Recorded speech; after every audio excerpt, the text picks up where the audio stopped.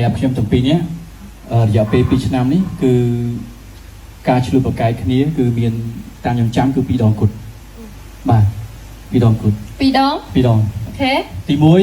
ងប្អូនដឹងហើយបាទការ2ឆ្នាំទៅមិញគឺយើងមានបញ្ហានៅក្នុងសង្គមបណ្ដាញសង្គមយើង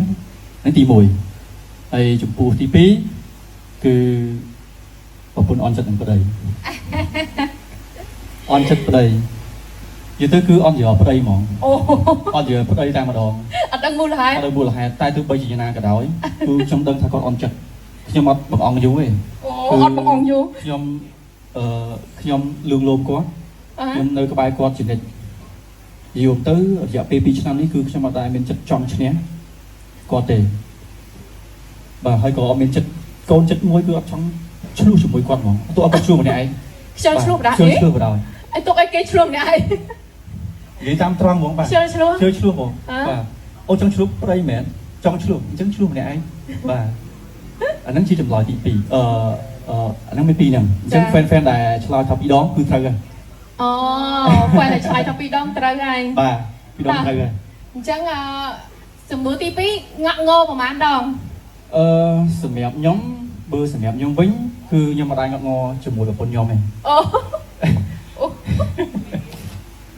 តើបើរឿងងាក់ងវិញអាហ្នឹងគឺប្រពន្ធខ្ញុំងាក់ងបាទហើយអត់ដឹងថាងាក់ងប្រហែលដងដឹងត្រឹមតែខ្ញុំក្នុងនាមជាប្តីគឺខ្ញុំតែនៅក្បែរគាត់គឺចង់ឃើញស្នាមខ្ញុំគាត់ជានិច្ច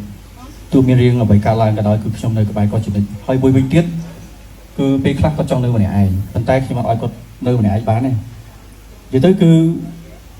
គាត់ឲ្យខ្ញុំឃ្លាតឆ្ងាយពីគាត់គឺឃ្លាតទៅណាកើត3 ម៉ែត្របាទទៅ3 ម៉ែត្រគប់តែម្ដងបាទនិយាយទៅគឺ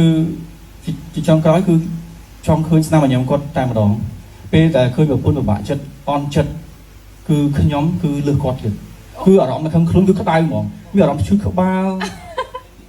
វិញមានអារម្មណ៍ថាក្តៅខ្លួនមិនប្រតិកម្មភ្លាមហ្មងបាទហើយ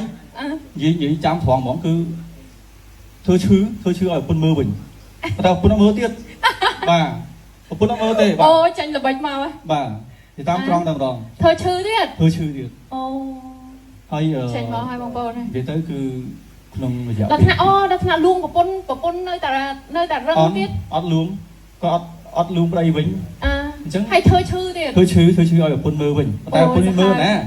បាទប្រពន្ធមើលទេកាន់តែលើដើម